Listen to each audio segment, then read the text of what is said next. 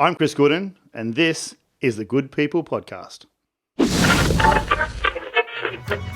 It's a tip of the cap, it's a pat on the back, it's a smile from ear to ear. They're the good people from round here.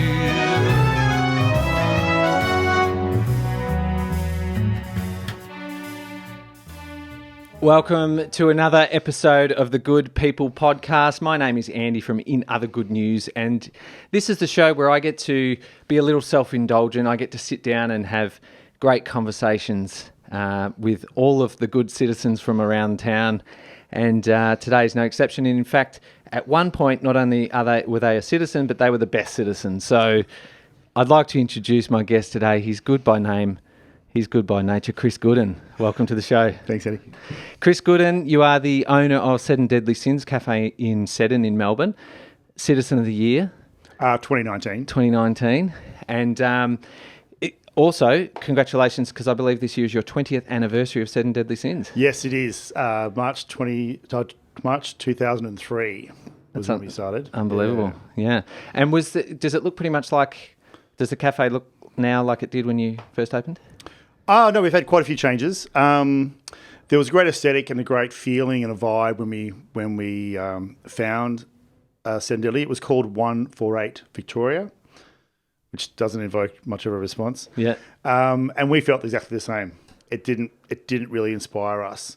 On our very first visit, Simon, on the way home, we were crossing the West Gate, and Simon said, "Oh, we'll call it Seddon Deadly Sins."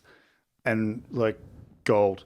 When you brainstorm something, when you think of a name or a title or what you're going to call yourself, Yep.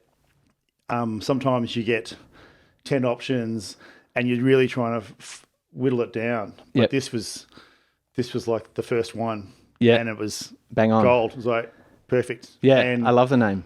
yeah, and it's still unique. When you Google us, we're number one. Yep. We never had to pay for that. We didn't own the domain 20 years ago. We didn't think that a cafe would have a website. Yep. Like we didn't think a cafe would we didn't even have Facebook 20 years ago. No.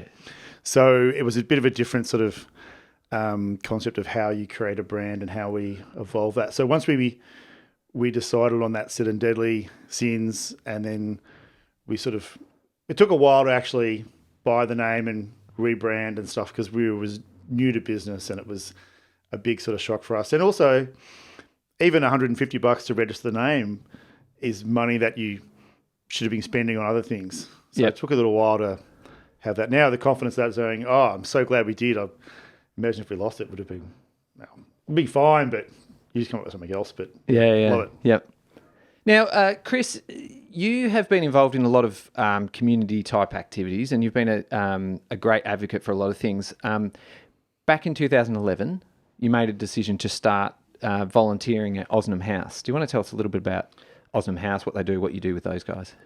Well, yeah, I'd gone through a relationship breakup, and I'd realised after leaving the house with like a backpack, and then staying at a friend's house and staying at my cousin's house, and then after 6 weeks, you have the confidence and the sanity to rent a room in a house and start living in a share house again. And that whole experience really made me so grateful of the people in my phone book who I can call on, my family and friends who, if I need something, there's a test of that. Can you get $1,000 by the end of the day?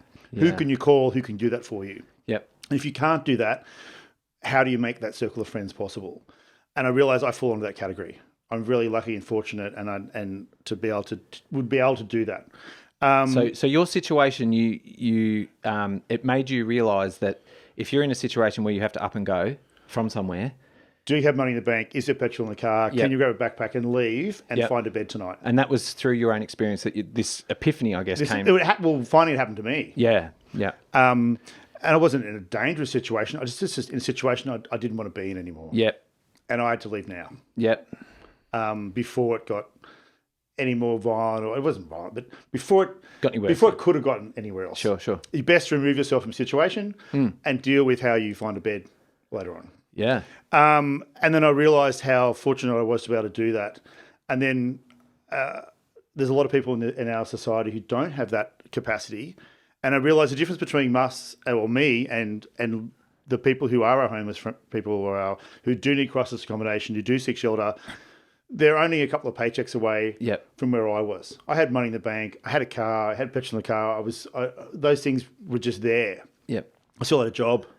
So all I needed to be was have a bit of a drug abuse problem or alcohol problem or gambling problem. Or just lose your job. Just lose your job. Yep. And you could have lost your job in that scenario. Yep. And then all of a sudden, your credit card bill comes in and you're in financial trouble. Yep. So I realized actually the men's shelter was where I thought I should go to. I thought about going to a queer organisation, and I thought, no, I'm actually better off going to the crisis accommodation for Aussie that Vincent de Paul runs. Yep. And they were really welcoming and engaging, encouraging. And I actually thought as a gay man, I've got more influence and more to say and more to help in a Catholic organisation than in a gay one. Yep. Because we're just people who need a roof. Yeah, yeah. And we can do that for anybody. And some of the clients of Aussie House are going to be queer, and you want to make sure that there's a queer-friendly space. Yes. That happens. It's not a religious space. It's a welcoming space that's going to offer crisis accommodation. So even in that time, I was like, I'm better off here than there. Yep. And I grew up as a Catholic, so I understand how they sort of what their philosophy is and how they run. And I know there's a place for me in that church. I'm not a believer anymore, but it doesn't mean that I don't have a presence. Yep. And that they don't need a presence of queerness. Yep. So yeah, and I've been there for that long, and I suppose there's a story about that when the marriage equality debate was happening. Yes. And we're sitting in the lunchroom, and on the front page of the paper at the Herald Sun, it said that every child deserves a mother and a father. And all these volunteers who were in their 70s, 80s were totally in agreement. These good Catholic men had all agreed with the Herald Sun and said every child deserves a mother and a father. Yep. And sort of finally it was my turn to have my 2 cents in this debate. Yep. And a little bit of wisdom that I finally had the courage to say was, didn't Jesus have 2 dads? And that little just twisting, that Jesus narrative around to these guys who worship Jesus was like, he turned out okay with 2 dads, His mum was still around, she's still in the picture, but having 2 dads isn't such a bad thing. And it shut down that argument and shut down that perspective and just put it back to actually what it's like to actually have for a lived experience. Yep. And here's their hero, and his lived experience is 2 dads. Let's give it a go. So Aussie House, I saw, it's got a pretty rich history of helping people out. I think it actually started for male workers back in like the 50s or something, right? Yeah, it was a men's shelter. Yeah. So particularly for men suffering homelessness and alcohol, or all those factors become it. Generally, it's for helping men out who are homeless. Yep. And whatever the factor is contributes to it, but it's a homeless men's shelter. And when I first started there, I think it was about 90 beds, and now there's 145 beds they've renovated. Yeah, wow. It's huge. And so now it's not so much a men's shelter only now. They do all sorts of crisis accommodation, right? Yeah, they've actually renovated that site, and it's now long-term crisis accommodation and medium-term. There's different levels of support from the government to give crisis accommodation for people for 6 weeks. Yep. But 6 weeks isn't always enough to get someone sorted. Yeah. Depending on where they've come from. In my situation, that would have been fine. Yep. But in depending how you've gotten there and what your other issues are, that 6 weeks doesn't get you cleaned up and dry, doesn't solve your money issues, doesn't solve your accommodation issues, your self-awareness. Maybe you've just become positive of HEP or something else, and you've got some health issues you've got to worry about. Yep. So, unfortunately, that's where the government funding runs out. Yep. And then social funding has to step in. Yeah, yeah. And so you working with them now, coffee. Yeah, well, there's a homeless resource centre that was on Arden Street. Yep. And when they were redeveloping the Aussie House, I went to volunteer at the resource centre because there wasn't a soup kitchenette as such anymore. There wasn't the residents to feed anymore in that site. And part of that was putting in a coffee machine at the Homeless Resource Centre. So not only can we deliver the clients an espresso coffee and a barista-made coffee, we can actually train up client volunteers to be able to produce a quality product. Yep. And like any skill, coffee's a skill. You just have to practice it. You need to make 1,000 coffees. Yep. You don't get that in a coffee school. No. You get to make You make a few, yeah, that's right. If you want to make 1,000 coffees, you need somewhere to be able to do it. Yep. So at the Homeless Resource Centre, we could make 50, 80 coffees a day. Yep. For staff and clients, cappuccinos, flat whites, long blacks, Yep. whatever they want. Just practice steam the milk. And the confidence on these guys once they went through a barista program and started making silky milk and started making quality product. Yep. They just stand 3 inches taller. Yeah. Because what they're producing a beautiful product. Yep. And any craftsman, when you actually start producing that sort of beautiful product, it makes you feel good. Yeah, absolutely. And your client feels good.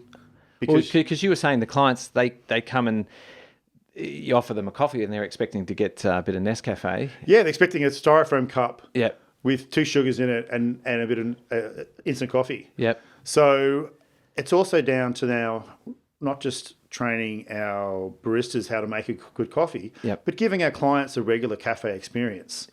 So when they come in, they're not just queued up waiting for a cup. They're having a seat. Yeah. We come over and serve you, say, "Oh, Andy, would you like a flat white? Is it a flat white you drink again?" Yeah, yeah. Because we saw you last week. Yep. Remember your name. Yep. Just like now a real remember cafe, your order. Yeah. So you now feel like a proper customer. Yep.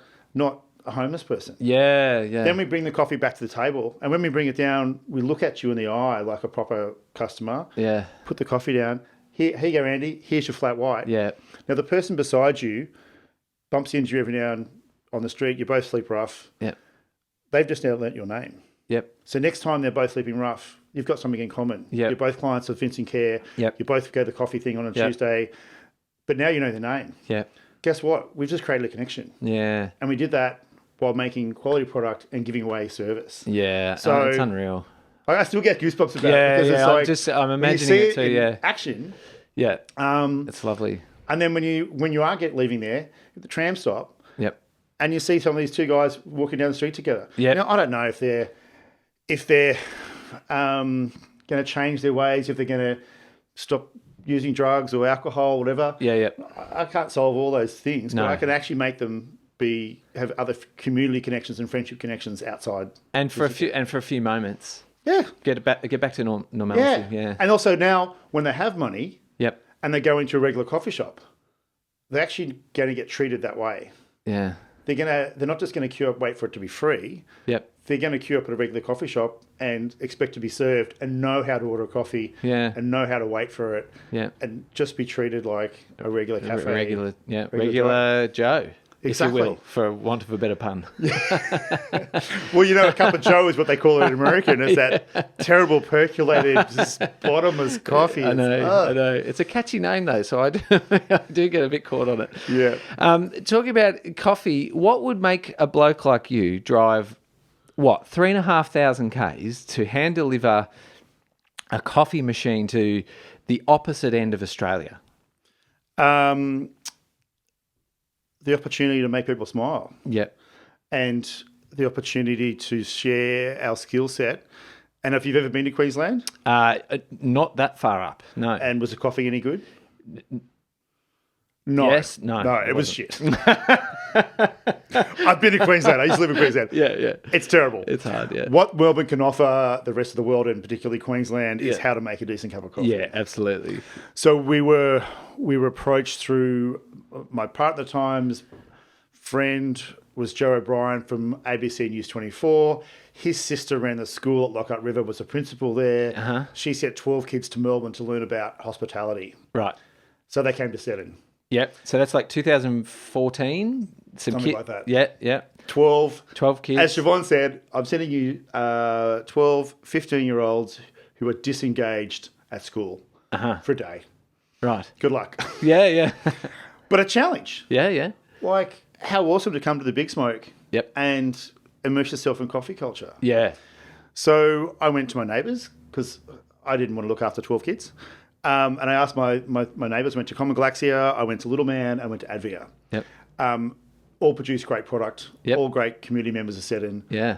And I went to each of them and said, if I give you 3 of these kids for a day, can you teach them how to make coffee? Yep. can you teach me a bit about your philosophy and how you serve people and what's important to your brand and your presence and your action on the street? Yep. And they all said yes. Beautiful. Because we got awesome people in Seddon. Yeah, you do, yeah. And if you ask somebody the right question and frame it in the right way, Yep. it's achievable. Absolutely.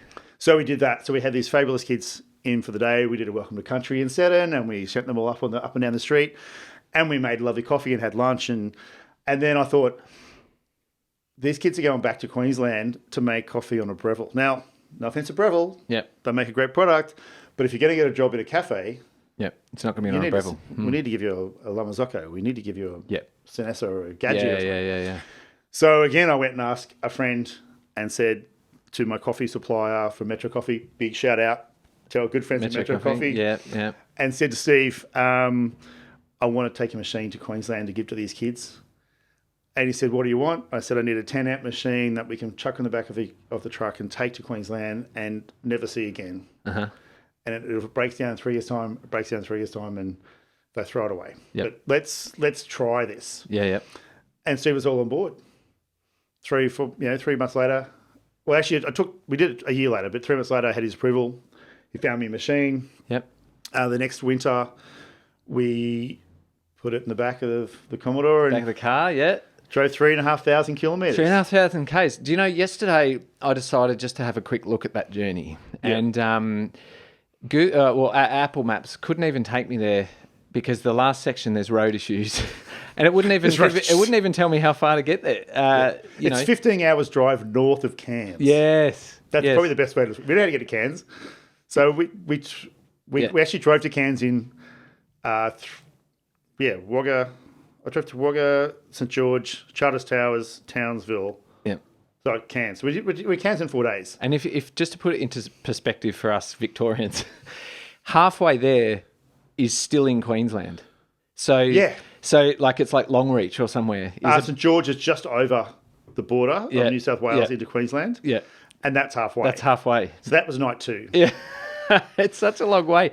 And then, so you've hand-delivered this machine and you've set it up and started teaching the kids. It's the same kids who come to Melbourne. Same kids? Same class. Yep.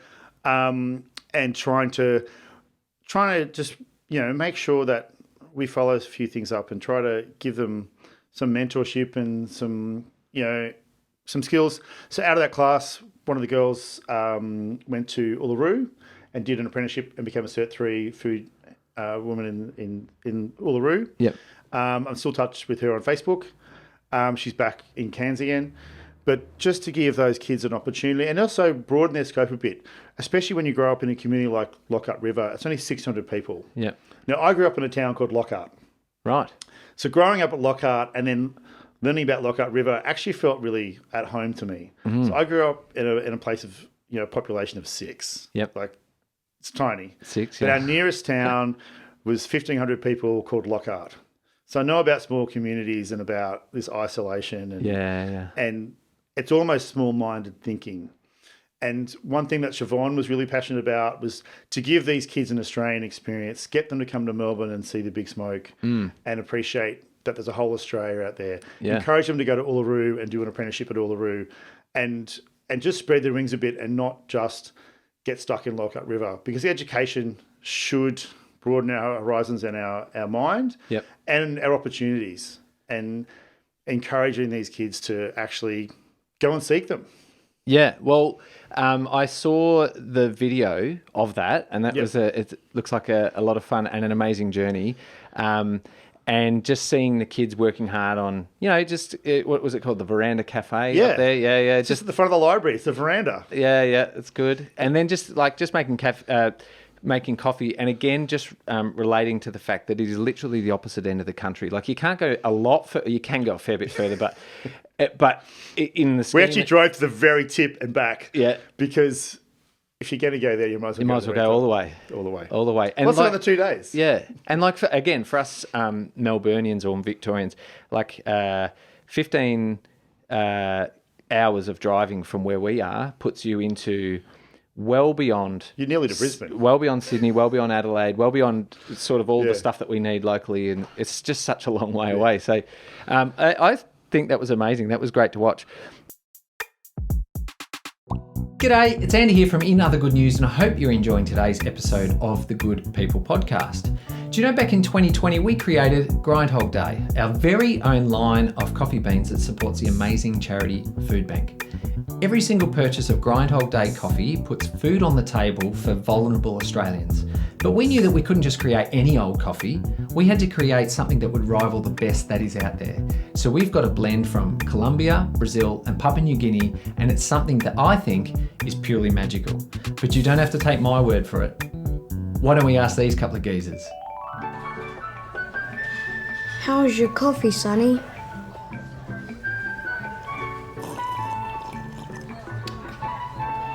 Delicious. I can really taste the premium beans. Such a generous aftertaste.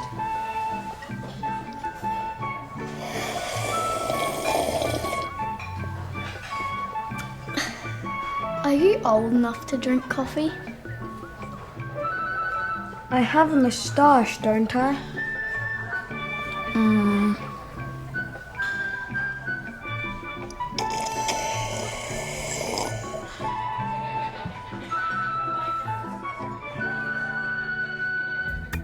Since we launched Grindhog Day Coffee back in 2020, we have created over 35,000 meals through the food bank system. So if you want to do something good just by drinking good coffee, head to iogn.com.au and order yours today. We've got free and fast delivery for those who live in the inner western Melbourne, plus we ship Australia-wide. And if you love it, we've got a subscription, so your coffee will turn up on time, every time, and you'll never run out. Amazing. Head to iogn.com.au and order yours today. Now, let's get back to the episode. Now, let's change pace a little bit here because these kids know coffee, but they don't know wrestling. Yeah, well, we got into wrestling. I was invited by a friend to, they're doing a wrestling workshop in Richmond. Yeah. Are you a wrestler? I am. Right. I am now. I'll be nice. I won't ask the wrong questions. And there was 20 guys turned up, and we had these guys from Sydney down to the wrestling club in Sydney, and they wanted to start this LGBTIQA plus wrestling club in Melbourne. Right. So went along, had a blast. Yep. This Sydney wrestler is about 60 kilograms. For the record, I'm 100. Right. 3. Yep. And Christian said he'll take me on. I was like, are you serious? Anyway, he put me on the ground in about 3 seconds. Yep. So, okay, let's try again. Best of 3. Yep. He put me on the ground again in about 5 seconds. Yeah. I was like, okay, let's do this. We want one more round. Let's go again. Yeah. And he couldn't pin me the third time. Yeah. And my growth of knowledge in that minute was amazing about where my weight is, where my stature is, where my ability is, how to defend myself. Yep. I'd never been physically challenged like that in my life. Yeah. Not since playing rugby, but it was like, I need to learn this. Yeah. I need to understand how I can have a 40 kilogram weight advantage and it's useless. And it's useless? Yeah. I need that advantage. I need to learn how to do this. And so after that, they called us all up and said, do you want to help form this club? Yep. And I was like, let's do this. Yeah. My dad started a rugby club with his mates in the 50s. Yep. Why not start a wrestling club? Let's start a wrestling club. What sort of wrestling is it? It's called Olympic freestyle. Right. So it's like you'll see like American college rugby wrestling is really very similar. Yep.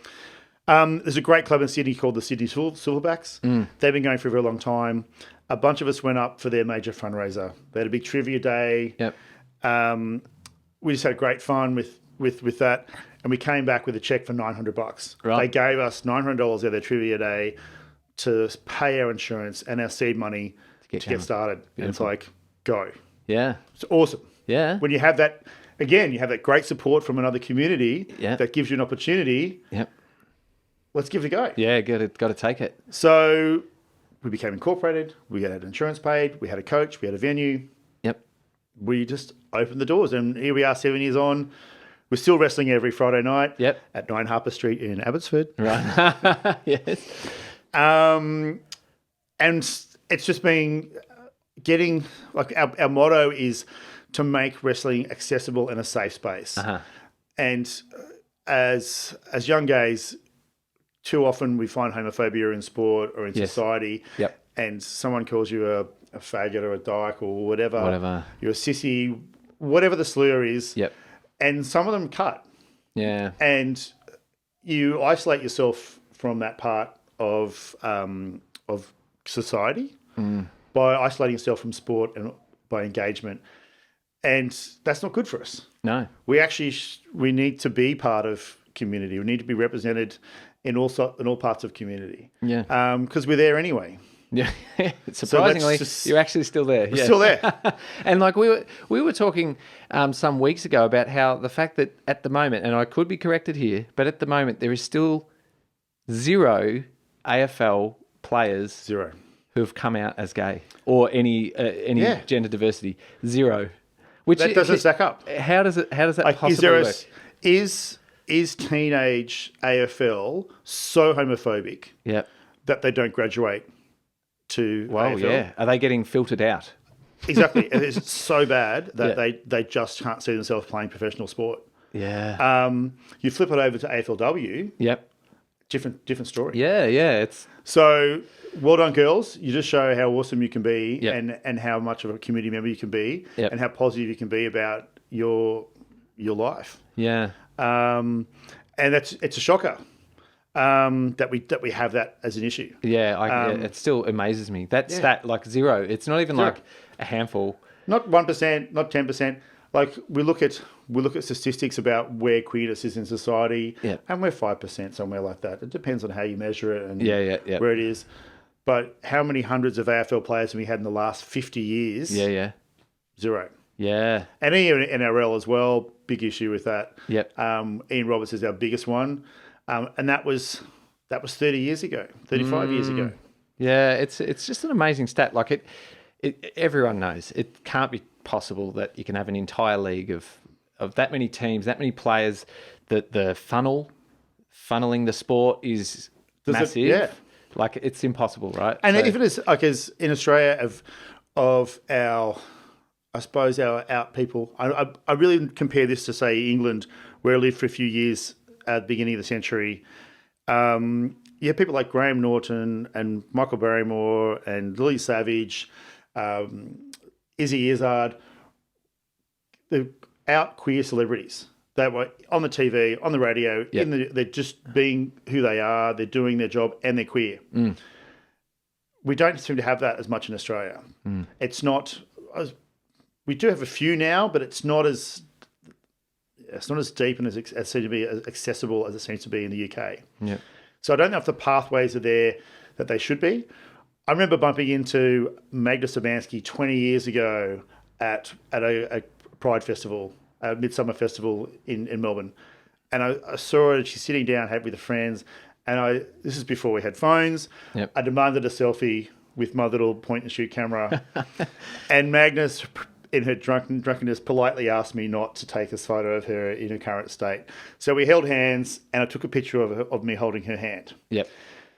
And I respected her decision to do that. She didn't want to have a photo taken. Yep. And it was so nice to see who I thought was, an Australian celebrity at a queer event. Yep. But in the days before cameras and that were everywhere, that was how she felt comfortable doing it. I've never seen her there since. Yep. She's now taken 20 years, probably 15 years or 18 years for that to actually come out. Yeah. And be public about that. Yeah. So where's the pressure on someone like that to stay isolated and stay in the closet for so long? Yeah. Must be horrible. Yeah. It is. And I came out like 23. Yeah. So you imagine what to do it like at 33 or 43 or 53. Honestly, I can't imagine because I am the type that didn't have to. You didn't have to. You didn't have that question in the back of your head. Awesome. It was never asked to me. Yeah, well, live easy your ride. best life. And then let's encourage everybody else to live their best lives. Yeah. And make sure that just treat people like people. That's it. So we're done here. See you guys. That is the Good People podcast. Yeah. We've solved all the problems. What you hadn't solved, though, at this point in the story is how you're going to get a team of gay people to Paris for the gay games. So the Gay Games was at Carrot. When we started the wrestling club, 2018 was going to be Gay Games in Paris. Yep. Was it the first Gay Games? No, it's been going for 30 years. Right. Mainly North America because that's where the money is. Okay. Sydney hosted it in 2000 All right. after the Olympics. They had the facilities. Uh-huh. And there's great Mardi Gras and queer associations in Sydney to make it happen. Yep. Melbourne's never hosted it. But this was as Carrot, is if we get ourselves organised, get ourselves fit and trained, we can go to Paris and compete in the Gay Games. Yep. So we did. Yeah. Raise some money. Raise some money. How many people went? We sent 6 wrestlers from Melbourne. Yep. We raised about $3,500. We had about $600 each. Yep. To spend towards whatever costs. expenses. Yeah. Yep. I had a $10,000 trip. Yeah. I went for like 4 weeks. $9,400. Well, that's what it cost. $600. I have the capacity to do so. I can save up that sort of money and do that in my life. So let's make sure we have some funds to help.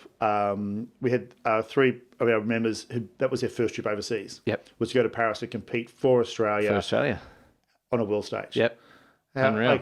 We not only did we get them some money. Yep. We got them there. Yeah. Emotionally, physically, trained them up and did it. So Were they all wrestlers? yeah. Yep. 640 Australians go to the Gay Games in Paris. Right. Yep. Which is bigger than our Olympic team. Mm-hmm.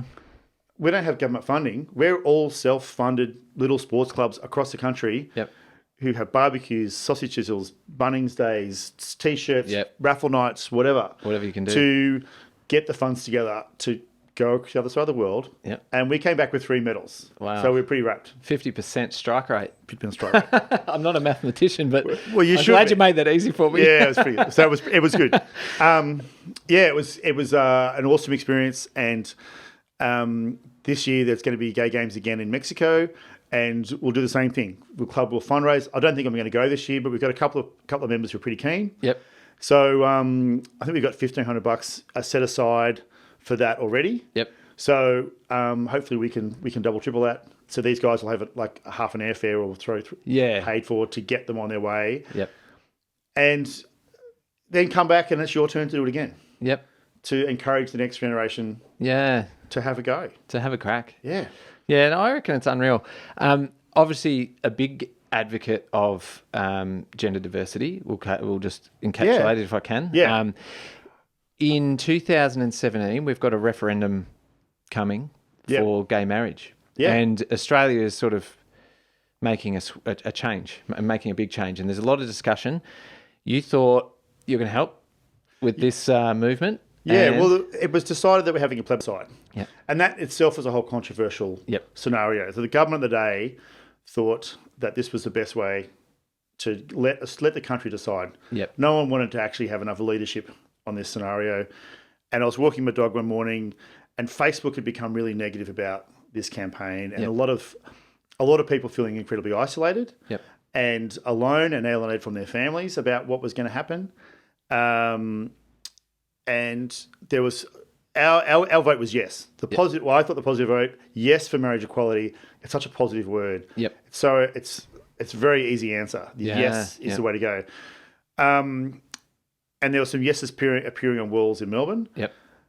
So I was walking my dog and I just had that little Had a moment. The gay agenda, because that's what we'll call it. We'll call it the gay agenda.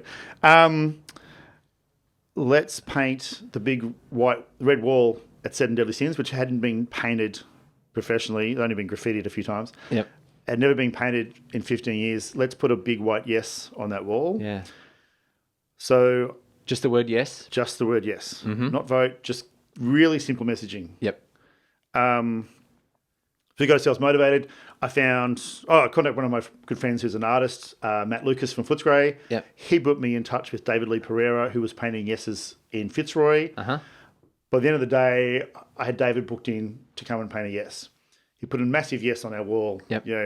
And he wove the trans flag colours through that as a rope. Yep. He really paints flowers and florals and stuff, so he wanted to do not just white letters on a red wall. So we used that artistic place to weave that trans flag in because they've got an enormous struggle as well in society of acceptance. So let's bring them along with us and not just make this a gay thing. Let's make this an LGBTIQA plus and the people who love listening. Yeah.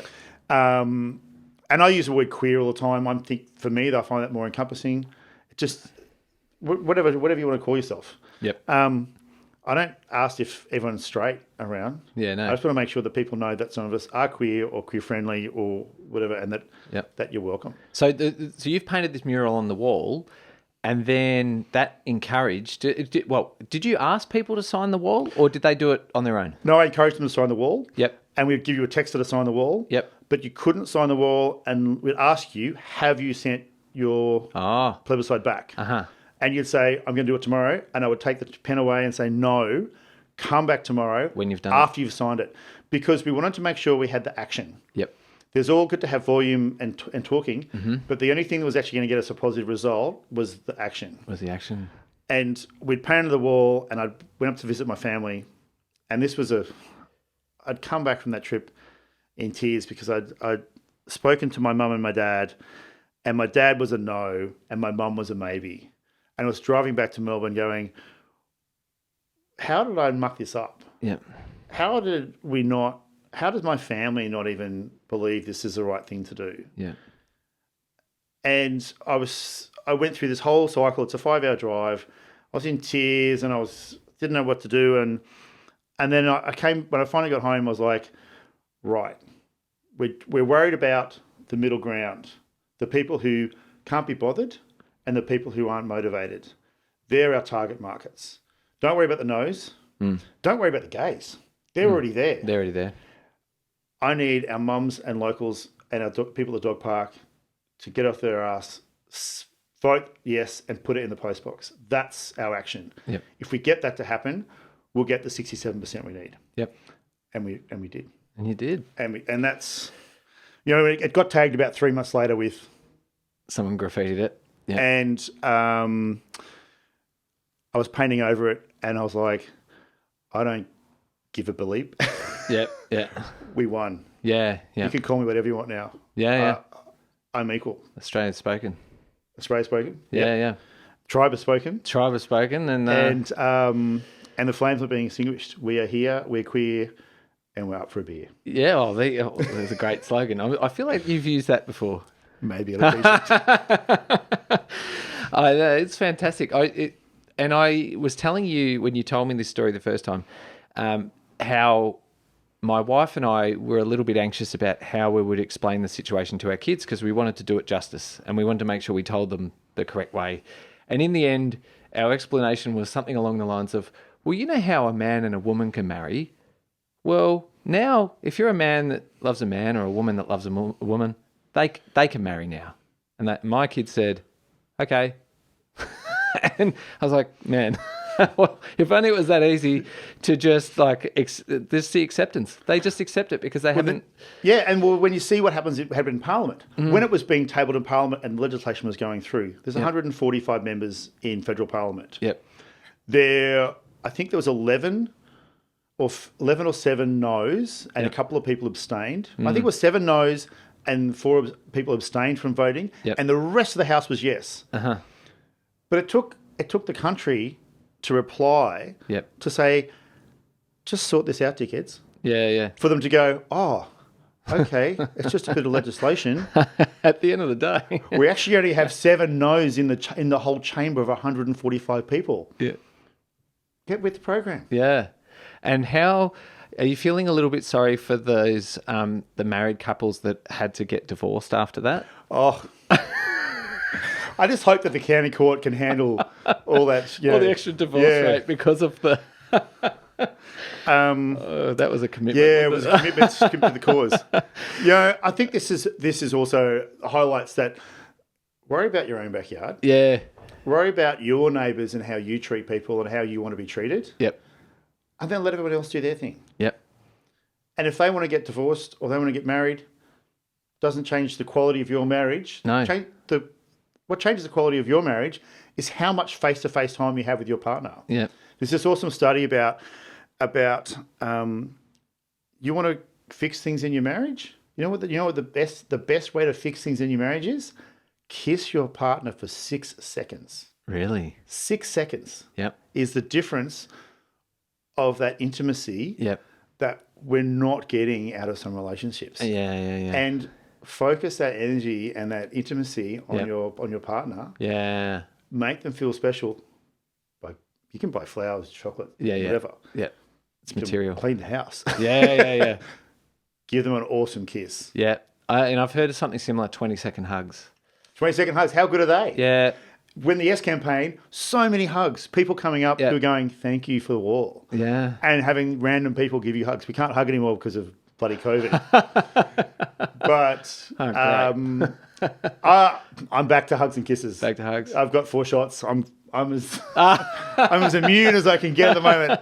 Bring on the love. Bring the hugs. Because we're humans. We actually we crave contact and connection. Yep. And a 20-second hug. It was one of the worst things about pandemic times, which obviously we're still in, but is handshakes. Elbow taps. Yeah, like handshakes are a long historical You know way. what this hand's been? Yeah, like it's just a long historical way of. I mean, right handshakes is to do with war and weapons. I'm not going to stab you because I'm shaking with the hand that it should be on my sword, but. In some cultures, you must then use the other hand for other things. Other things. Yes, that are less hygienic. Yeah. So, to lose something like a handshake, which I love a good handshake. And I was always taught as a kid the good handshake and the eye contact. Yeah. And it's a trust and it's a... as to build rapport. Mm. And to, I suppose, for want of a better analogy, it's our welcome to country. It's I'm engaging, I'm welcoming you to my home, shaking your hand. Yeah. I'm here for you. It's also welcoming psychologically. It's welcoming someone to your inner space as well. Yeah. There's a like studies have been shown about distance from people and trust, allowing people to reside within a certain distance of you builds trust or takes trust. When someone knocks at the front door, Yes. and you open the timber door and you leave the security door shut, Yeah. and you're peering through the security door trying to work out who it is. Yeah. But if it's your neighbour, if it's your friend, if it's your family, Straight fling the door open, Yeah, give them a exactly. hug, put the hand out. Yep. Like, that's that engagement. You're welcome into my space. Yeah, that's right. So you've been to the gay games. You've come home with a 50% strike rate of medals. We have 4 medals. Anyway, At least 50, we'll say. Now, someone has decided that they're liking what you do and you've been nominated for Citizen of the Year 2019. So congratulations on that. That's, you know... It's as I say, it was a pleasure to be nominated. Yeah. Well, I mean, like at that point, the things that you're being nominated for, you've already done them, and you haven't done them for. No, it's just it's that like someone who's seeing what you do and is aware of what your projects are and what your presence is. Yeah. Has decided that this needs some city recognition. Yeah. And the city's got a great process for that. And now I've been through it and I've been a part of that. Yes. You actually get invited back the next year to talk about this year's nominees. Yep. This afternoon, I'm actually going, Maribyrnong has a citizenship ceremony.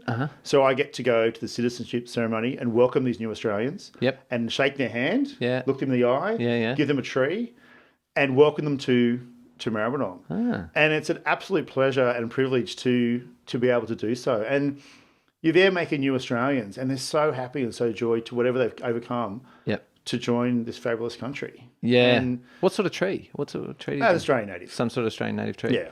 Oh, that's a nice gift. Yeah, it is. And there'll be 150 new Australians tonight. Yeah. And you get to be there and celebrate. And they're so excited. Yep. You know, they're in their best clothes. Yep. And, they're in their best ethnic clothes as well. Yeah. They'll have beautiful saris on and turbans and headdresses. And It's quite a process too, isn't it? It is. And it takes years, doesn't it? It does take years. Yeah, like 8. We're just 8 born years, here. I think? Yeah. We just did it. You're Australian. Yeah. But you imagine it has taken years, and sometimes there's family separation that happens through that. One member comes first and gets themselves established. Yep. And then mum and the kids come be able to bring second or them whatever. later. Yeah, children. Like it's a big journey, and it's such a privilege to be able to welcome them to Australia. Yeah, that's unreal. Yeah. And it's funny, you always know someone who's there. Yep. Because I've been in business for 20 years. Yep. And someone comes in who's somehow knows you or their friends knows you or something. And so it's just nice that's a great room to be in. Yep. Well, I was the fortunate recipient of a person trying to get citizenship. I was in a band with a Brazilian fella, and he was a bass player, and we were going places. I'd say we were going to make it the big time, right? And anyway, he got his citizenship after 8 years. He got a trade. He became a pastry chef. He was doing all the right things, and then he got his citizenship. The downside was, once he got it, then he went home again. And you'll probably come back. But the process taking so long actually meant that I got to have him for a bit longer. So I was, but disappointing nonetheless that, I suppose maybe some people that gives them the opportunity, maybe they do want to come back. Yeah. Maybe that's that sort of, you put that in your back pocket and go, yeah, I've always got Australia. Yeah. Well, and Brazil's a funny place. There's the wealth disparity. Have you been to Brazil? I have not, no. I've been to Rio a couple of times, and it is amazing. This fabulous city, and you're sitting in this beautiful restaurant, and there's chauffeur-driven cars dropping off people for dinner. Yep. And then up on the hill is the favelas. Yep. And you're going, this is where the poor people have houses.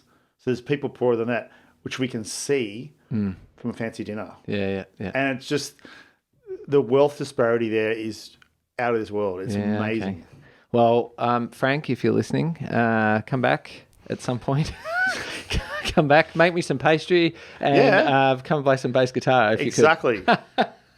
Yeah, and the colours are the same. Gold and yellow. Yellow, gold and green. So in that same year, 2019, you're Citizen of the Year. You have at the, I think it was the Christmas fair, you ran a dunk tank. Yeah. Christmas dunk tank. Now, that was pretty fun. That you had some good faces that the community could come and throw a ball, and dunk again, you come up with a bit of an idea and you ask a few of your local celebrity people, can you come and do this? We're raising money for a charity. Yep. We chose Tweedle Family Services.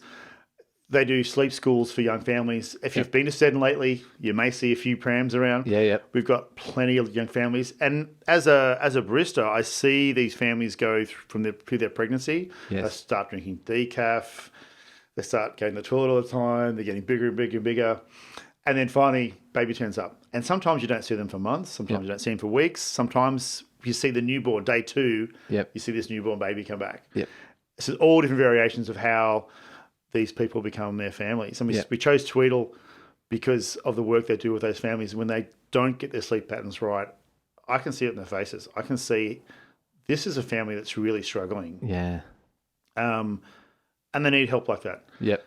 And that service has been doing it for 100 years. It's awesome. Yeah. So we asked some of our friends and customers and colleagues. So we had the mayor, we had our local member, we had a former mayor, we had Michael Rowland. Michael Rowland from ABC. Yeah. Because Michael Rowland, of course, knows Joe O'Brien, just how we did the coffee thing in Queensland. So all those little connections, you put all those people in your pocket, and then one day you're going to pull that card out again, and you're going to have a small favour to ask that person. Yep. If you ask them the right favour, you frame it the right way, you give them a towel, they'll jump in the dunk tank for you. Well, he's very tall, so he might not have even gone past his waist. And he brought his son down. His son had a couple of dunks, and we had Catherine Cummings, who was our local member at the time, and our mayor, and Sherry Carter, and it was all raising money for Tweedle. All raising money for Tweedle. Yep. And it was a really good community event. Yep. And it was also, as just because we're a queer cafe doesn't mean we don't care about our young breeders, our young families, and the pain that they go through with having a baby, and we see it. Yeah.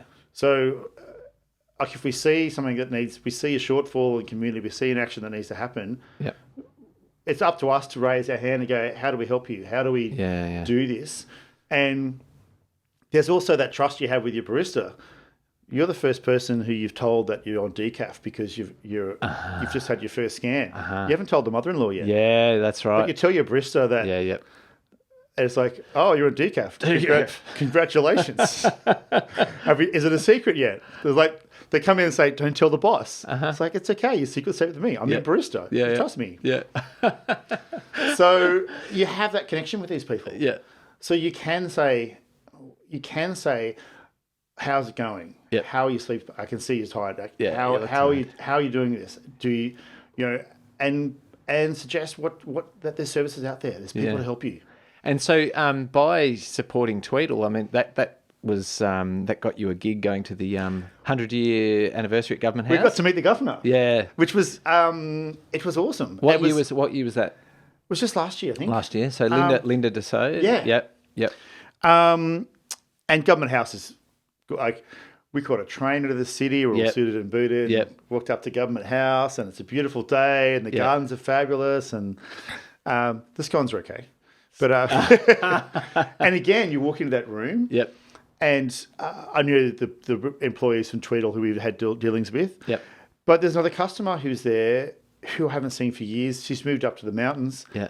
And she was on their board 10 years ago, and she got invited back for this. So we catch up with Liana. Yeah. It's like, this is awesome. And this is when you expose yourself to different facets of society and different parts of community, you get to bump into these old friends. Yeah. And then you meet the governor. Yes. And she has like 2 questions, and then you politely push aside the that's next right. one. Yeah. So it's a very funny scenario how it happens. But Government House is an amazing building. It's gorgeous. I was fortunate enough to be invited to Food Bank's 90th birthday party and met the governor. Yeah. And I found it really intriguing. Did you go in the ballroom there with all the gold and all the... Yeah. We had a big squiz around. Yeah. The pool room, the ballroom, the big on table. The billiard room's unbelievable, isn't it? Awesome? And all the pictures of all the former governors and then in the other room, the long table. That table that just goes forever. Yeah, I've got a photo of the long table. It's unbelievable. One of the people that were helping us around said, had a bit of a quip, and it must be the inside joke, but they said when they built this thing, they sent us all the gold to build it and none of it to run it. Yeah. So, it's probably fine for a high tea, but not good for dinner. Yeah. So well, that's fantastic, and it's great to be recognised for that work, because often it's often you can do all these things around the place and not having any recognition. So I'm really glad that you can get some, and a little trip to Government House is a nice little treat. And it's you never do something like you said. You don't go and help out at Food Bank. Yep. Because you get a chance to have afternoon tea and meet the governor. Yep. That's just a bonus. And the world is full of bonuses and bits and pieces are there, and we can make the most of whatever happens to you. Yep. And I think especially during COVID, I've really discovered this philosophy of stoicism and the virtues. Seddon Deadly Sins is all about the sins, about the gluttony, the wrath, and the sloth. Yep. But the virtues of temperance and charity and justice are super important in life. Yep. And by playing on some of those sort of virtues and actually living some of those ideals, all of a sudden this opportunity turns up, and every opportunity that lands on your lap, even coming and speak today, is a yes or a no. Yep. I can say no because I'm going to do something else which is better or worse than this, or I can say yes. It means I'm foregoing something else, but this could be awesome. Yeah. And this could have this could be an awesome day. It could open another opportunity. Someone might come with another great event, and you get to be dunked. You get to be dunk tank. You get to raise money for somebody. And by engaging with people who have got a positive attitude and a positive outlook, it just rubs off. Yeah. And you just I love the immersion in the community of the good people. That's one of my favourite things about this job, is that I get to just constantly talk to people who make me feel good. Yeah. Because I see all the good stuff they're doing. It's amazing. And we've talked about, we live in Melbourne of 5 million people. Melbourne has about 6, I think. Is it 5? Oh, I think 6.5 in Victoria, maybe 5 something in Melbourne. Yeah. But we don't know. 80% of the people live in Melbourne, in Victoria. Yeah. 80%. That's huge. Yeah. And we don't but we don't know everyone. We know the people that are around the corner and down the road, and your customers coming in all the time, and that might be Michael Rowlands. Yeah, it is. But you know, in the age when they have that celebrity has dinner somewhere, have lunch somewhere, Michael chose Seddon Deadly. So when Michael Rowland's in the age, lunch with Michael Rowland. Yep. He chose Seddon Deadly to be his place. So it's like, by doing something lovely with Michael, he does something lovely for us. Yep. It's not a contract. No. It's just a collective back scratching, I suppose. Yeah. And eventually something awesome happens. Yeah, that's what I love about it too. Something amazing will happen. And it's not just for being around and hanging out with the right people. Yeah. Being present. Yeah. Well, I've really enjoyed hanging out with you today. And we probably could talk for hours, but for today, I want to say thank you so much. I know you have to get back to the cafe. Yeah, we busy got days. some lunch, Yeah, lunch to make. Yeah. So, I really appreciate the time you've taken to come and talk to me and all our viewers and listeners today. Yep. Chris Gooden, Seddon Deadly Sins, Citizen of the Year, 2019. 2019. Thank you so much for coming on the Thank Good you so much for People having podcast. me. Yeah. And keep up the good work. Yeah, we'll do our very best. And that is the Good People podcast for this edition. You can head to iogn.com.au for more information. But until next time, we'll see you then.